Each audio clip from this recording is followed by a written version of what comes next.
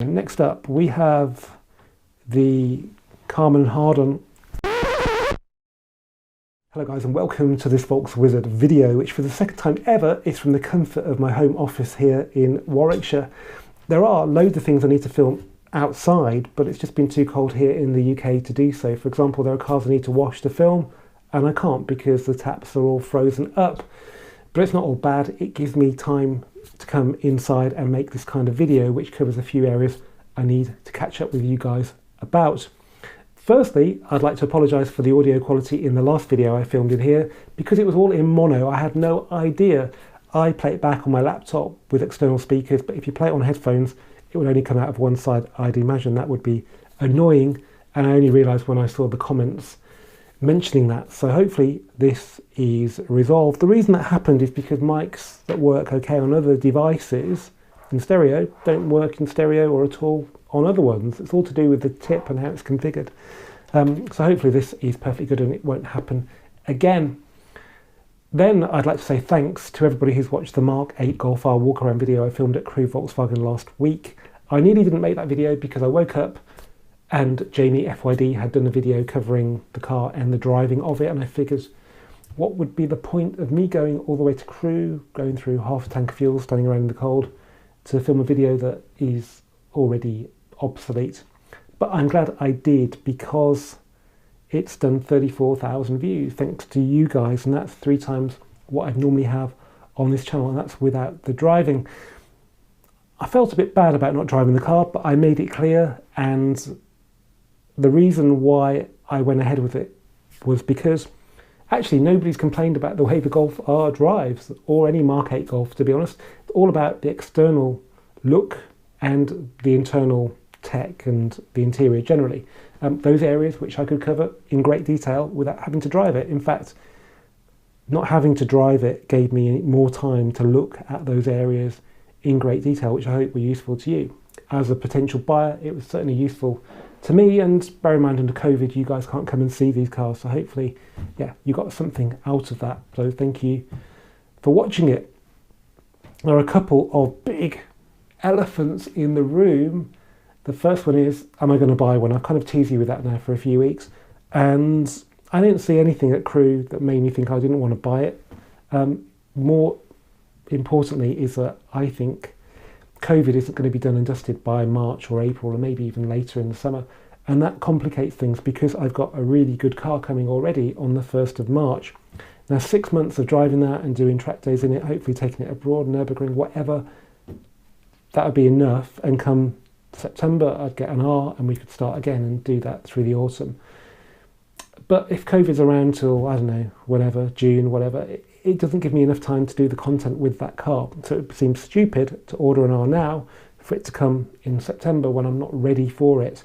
Plus, there haven't been any proper reviews of the car yet. Any UK reviews will probably be non-performance pack. So I think I'll just wait a while for that. I, at the end of that video, said if you're a retailer or an owner with a car and you want me to drive it, get in touch. Unfortunately, nobody has. Maybe that's because 2 days later, on the first working day after that video went live, Volkswagen press office contacted all UK retailers and told them not to lend cars out to media influencers or, and this is quite funny, customers with a lot of camera equipment, not to lend them cars until they contacted the press office. Anyway, the good thing is if you are a retailer and you want to lend me a car, there is now a process you can go through. So you don't have to be scared of upsetting Volkswagen UK. Just ring the press office. In theory, they will give you the date which matches everybody else's publication date, and we can get the video done, promote your retailer facilities and get you more customers and get me videos and get you guys who are watching the videos some good content. Okay, next up, let's talk about the GTI Clubsport. We've had enough of R now.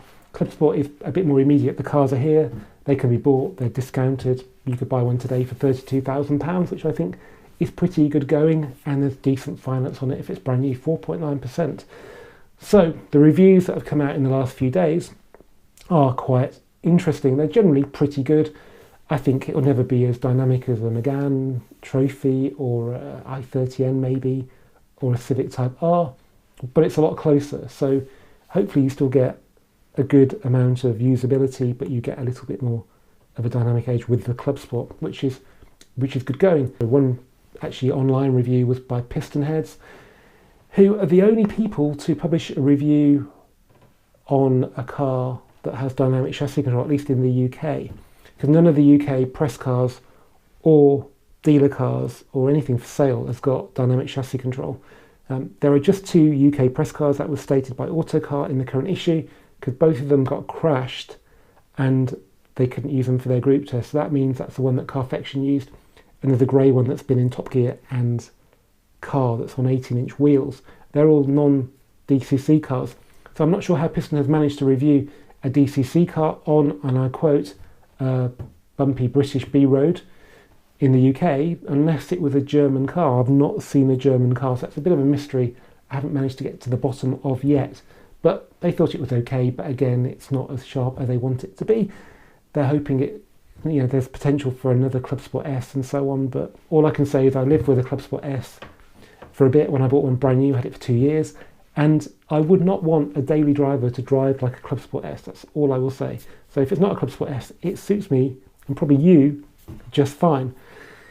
Now, I thought we should have a look at the configurator, because a few of you guys have asked me how would I configure a Clubsport, presumably because you're thinking about ordering them, and I can't really blame you. So let's have a look. Firstly, I want to look at the German, the Golf GTI Clubsport configurator, because it's quite interesting. We have got a pretty lame selection of colours, but they have got a few more. They've got Urano Grey, which interestingly we don't have. That's a free colour as well, and that was actually a free colour on the old Clubsport Mark 7.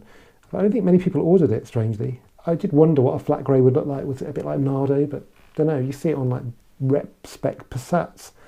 We've got Mondstein Grau, which is Moonstone Grey, Atlantic Blue Metallic, Dolphin Grau Metallic, which is Dolphin Grey, King's Red Metallic, Limon Gelb Metallic, which is that bright lime yellowy colour, which we don't get. I've seen a Clubsport in that online. It looks interesting. It's a bit like turmeric yellow we had on the Mark 7.5. It's a bit of a Marmite colour, but at least it's got something different about it. And then we've got Reflex Silver, Deep Black, and Oryx White. They're just the ones we get as well. So you get 2 extra colours in Germany.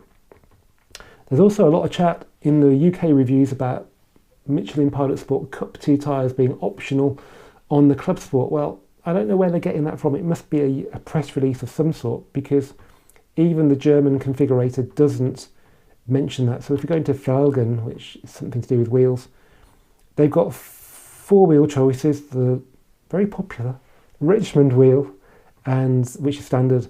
They've got Adelaide, which are available on the 245 PS GTI.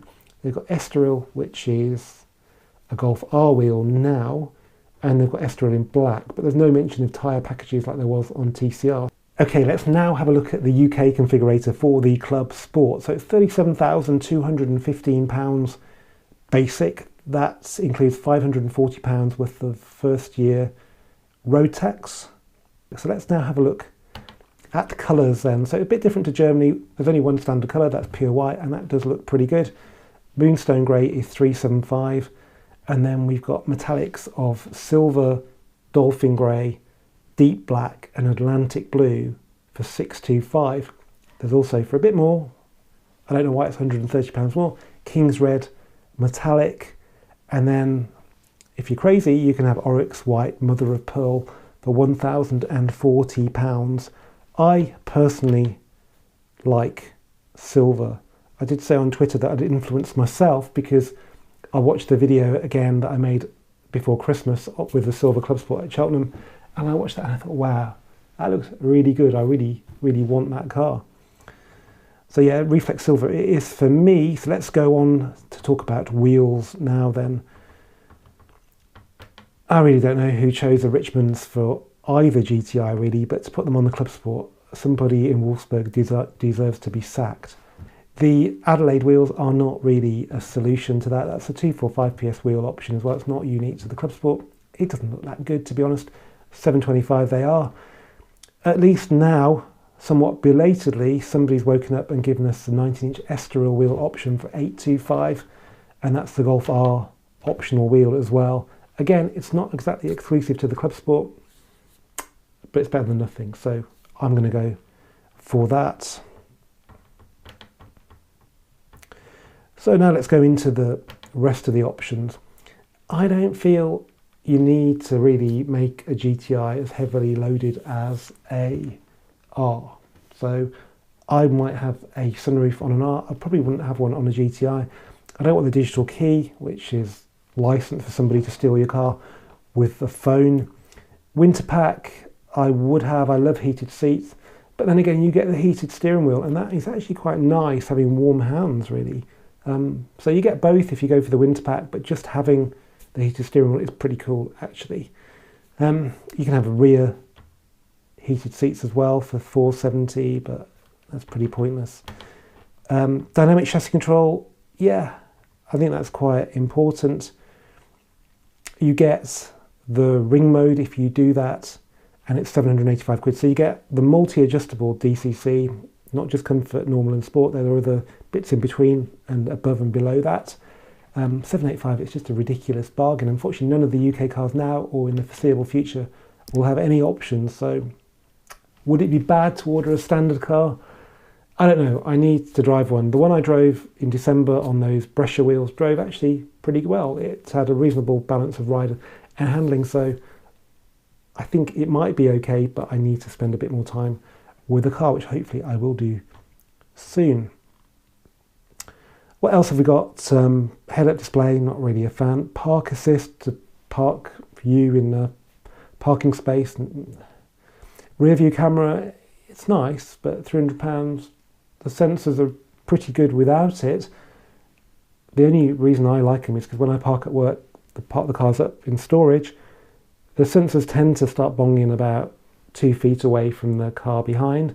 With the camera, you can ignore the beeping and you can actually see bumper and bumper. So it's useful in that respect, but that's probably not something many people do. Discover Pro, wow, that is expensive. 1,600 quid, and it looks just the same as a normal one. The only benefit is you can put the navigation in the instrument cluster, which was a standard feature of 7.5. Now they've made it an option. So interestingly, in Germany, I mean, that's £1,600 in the UK. If you look at that option on the German configurator, it is only something like 710 euros. If I can find it, yeah, 710 euros. Quite a difference, that. Okay, next up we have the Harman Kardon. Next up we have the Harman Kardon sound system for 625. When I did the SPEC video, I thought it might make the door bin speaker pod look a lot better, like it would do on an Audi. It doesn't. It just enhances the one on the A-pillar. So yeah, unless you're really into your sound, I wouldn't bother personally. Leather, you'd have to be mad to go for when the Art Velours is really nice. It's £2,100 as well. A lot of people did that on the old Clubsport, and to be honest, you could have got the bucket seats then for less, I think. As airbag stuff you can order, and then it's just, you know, boring stuff like dynamic centre caps and floor mats. So that, I think, is a pretty cheap car still. Let's see what it came to.